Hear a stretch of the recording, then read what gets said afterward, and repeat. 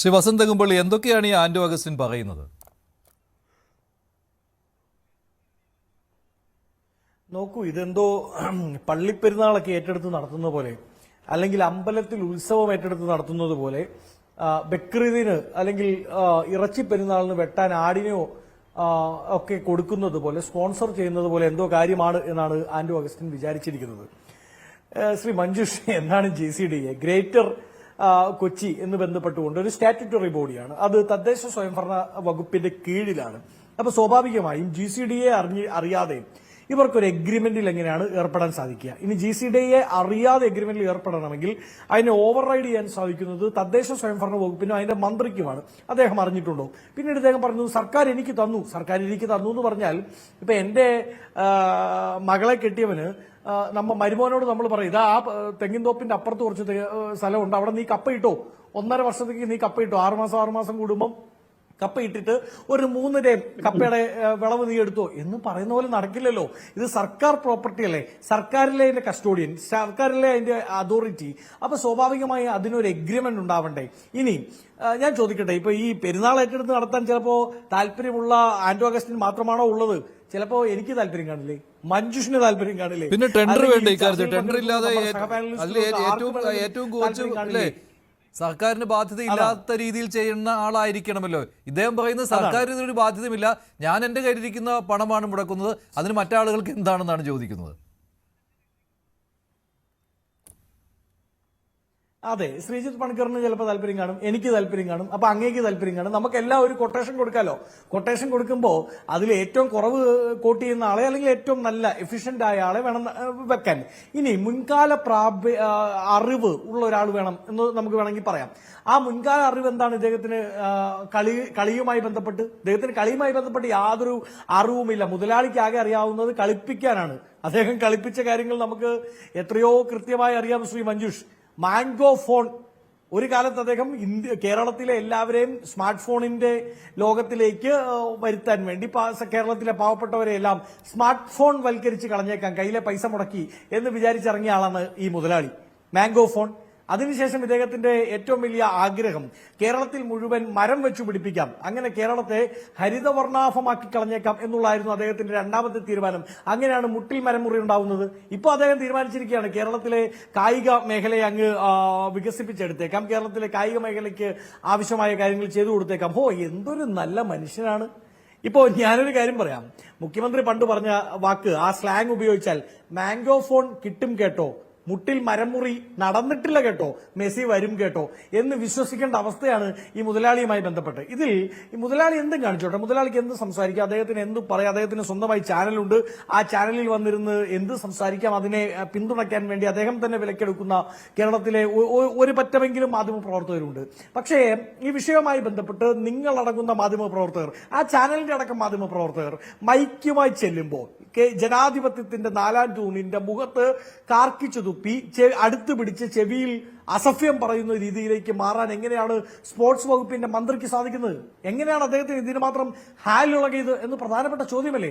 അദ്ദേഹത്തിന് ഹാലിളകുന്നത് എന്ത് ചോദ്യമാണ് ഇന്ന് നിങ്ങളുടെ മാധ്യമപ്രവർത്തകർ, നിങ്ങളടങ്ങുന്ന സഹപ്രവർത്തകർ ചോദിക്കുന്നത്?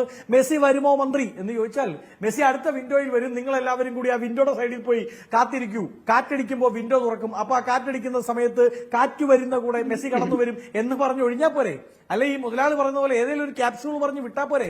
അതൊന്നുമില്ലാതെ ഇദ്ദേഹം മാധ്യമപ്രവർത്തകരോട് ചൂടാവുകയാണ്. മുൻ മന്ത്രി ബഹുകേമനാണ്. തൃശൂരിൽ സഹകരണ വകുപ്പ് മന്ത്രിക്കെതിരായി സഹകരണ വകുപ്പിൽ അഴിമതി നടത്തിയതിന്റെ ചരിത്രം കേരളത്തിൽ മറ്റാർക്കുമില്ല. ആ ചരിത്രമുള്ള ആളാണ് മറ്റൊരാൾ. ഈ വിഷയത്തിൽ പ്രതികരിക്കുവാനായിട്ട് പലർക്കും മടിയാണ്. കാരണം ഇതിനകത്തൊരു ഒരു ദുരൂഹത ഉള്ളത് കൊണ്ടും ഈ കരാറിന്റെ കാര്യങ്ങൾ അറിയാൻ വയ്യാത്തത് കൊണ്ടും സർക്കാരിനെ അനുകൂലിച്ച് സംസാരിക്കാൻ ആളുകൾ വരുന്നില്ല. ഈ വിശദമായിട്ട് കുറേ കാര്യങ്ങൾ വ്യക്തമായതിനു ശേഷം വരുമായിരിക്കും. അതുകൊണ്ട് ഞാൻ ഇപ്പോൾ അല്പം മുമ്പ് കായിക മന്ത്രിയുടെ ഓഫീസിൽ നിന്ന് വന്ന ഒരു വാർത്താക്കുറിപ്പ് വായിക്കുകയാണ്. ഇത് ഔദ്യോഗികമായ ഒരു വിശദീകരണമാണ് മന്ത്രിയുടെ ഓഫീസിൻ്റെ. പകൽ അദ്ദേഹം മാധ്യമങ്ങളോട് സംസാരിക്കാൻ തയ്യാറായിരുന്നില്ല. പക്ഷേ അദ്ദേഹത്തിൻ്റെ ഓഫീസിൽ നിന്ന് വന്ന വിവരം, ആ കത്തിൽ പറയുന്നത്, GCDA സർക്കാരിന് നൽകിയ കത്ത് പ്രകാരമാണ് കൊച്ചി ജവഹർലാൽ നെഹ്റു അന്താരാഷ്ട്ര സ്റ്റേഡിയത്തിൽ മത്സരം നടത്താൻ തീരുമാനിച്ചത്. മത്സരത്തിന് വേണ്ടി മാത്രമായി സർക്കാർ PSU ആയ സ്പോർട്സ് കേരള ഫൗണ്ടേഷന് സ്റ്റേഡിയം കൈമാറാൻ GCDA തീരുമാനിക്കുകയായിരുന്നു.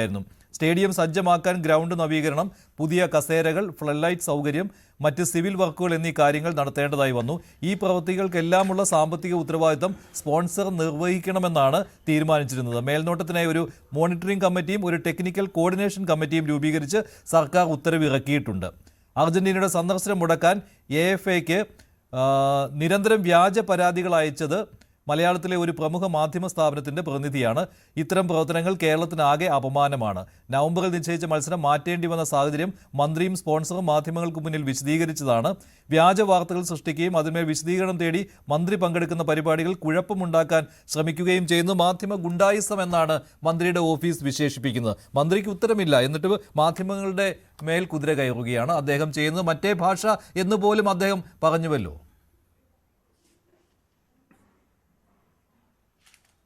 അതെ, ഇന്ന് ഗുണ്ടായിസം ശരിക്കും പറഞ്ഞാൽ കാണിച്ചത് മന്ത്രിയും മുൻ മന്ത്രിയും ചേർന്നാണ്. അവർ രണ്ടുപേരും ഹാലിളകി പണിയെടുക്കുന്നത്, ഈ പറയുന്ന മന്ത്രിമാർ പണിയെടുക്കുന്നത് മുതലാളിക്ക് വേണ്ടിയാണ്. ആത്യന്തികമായി മുതലാളി എന്താണ് ഉദ്ദേശിക്കുന്നത് അതാണ് നടപ്പിലാകുന്നത്. ഇന്ന് എറണാകുളം MP ശ്രീ ഹൈബി ഈഡൻ ചോദിച്ച ചോദ്യങ്ങൾക്ക് ഉത്തരം പറയേണ്ടത് വളരെ പ്രധാനപ്പെട്ടതാണ്. ഒന്ന്, GCDAയുമായി കരാറുണ്ടോ?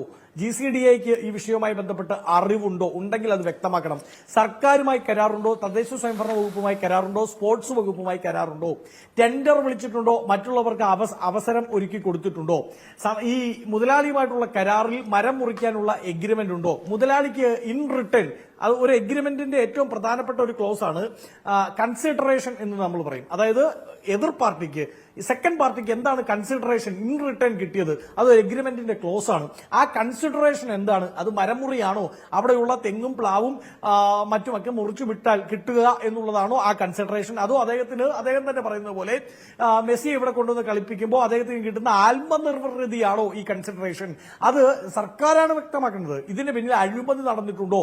ആയതുമായി ബന്ധപ്പെട്ട് എഗ്രിമെന്റ്, ഈ മുമ്പോട്ട് വെച്ചിരിക്കുന്ന എഗ്രിമെന്റിൽ എന്തൊക്കെ ക്ലോസുകളാണ് ഉള്ളത്, ഇതൊക്കെ കേരളത്തിന്റെ പൊതുമനസാക്ഷി മനസ്സിലാക്കണം. അല്ലാതെ ഞാൻ പോയി ഒരു ദിവസം മെസ്സിയെ വിളിച്ചു, മെസ്സി വരാമെന്ന് പറഞ്ഞപ്പോൾ ഇന്നൊരു ദിവസം മെസ്സിക്ക് അപ്പുറത്തെ ഒരു വീട്ടിൽ പോകേണ്ടതുകൊണ്ട് ഇപ്പുറത്തെ വീട്ടിലേക്ക് ഇന്ന് വരുന്നില്ല, നാളെ കഴിഞ്ഞ് വരുമ്പോൾ നമുക്ക് ഒരു കാര്യം ചെയ്യാം, ഞാനും മെസ്സിയും കൂടെ അങ്ങ് ചേർന്ന് തൽക്കാലം ഫുട്ബോൾ കളിക്കുന്നില്ല, ക്രിക്കറ്റ് കളിപ്പിച്ചേക്കാം എന്ന് പറഞ്ഞാൽ അതൊന്നും അംഗീകരിക്കാൻ സാധിക്കില്ല. അതൊക്കെ അപ്പാടെ വിഴുങ്ങിയിട്ട് മന്ത്രി പറയുന്നത് പോലെ മാധ്യമ പണി നിർത്തി ബ്യൂറോയിൽ വന്നിരിക്കണമെങ്കിൽ അത് കേരളത്തിലെ മാധ്യമപ്രവർത്തകരെ ആ പണിക്ക് കിട്ടില്ല. തേടിയപ്പോൾ മന്ത്രിയുടെ ഭാവം ഇങ്ങനെയായിരുന്നു. അദ്ദേഹത്തിന്റെ പ്രതികരിക്കാൻ അദ്ദേഹം തയ്യാറായില്ല. പക്ഷെ അദ്ദേഹത്തിന്റെ ആ റിയാക്ഷൻ അതൊന്ന് കാണാം.